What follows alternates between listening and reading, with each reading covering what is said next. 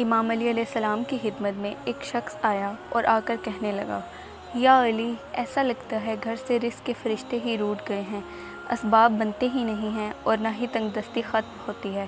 بس یہ کہنا ہی تھا تو امام علی علیہ السلام نے فرمایا، اے شخص، تمہارا چہرہ بتا رہا ہے کہ تمہارے ایک برے عمل سے تمہارے رزق کے دروازے بند ہو رہے ہیں۔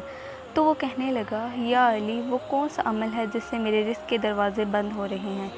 امام علی علیہ السلام نے فرمایا، وہ عمل غیبت کرنا ہے۔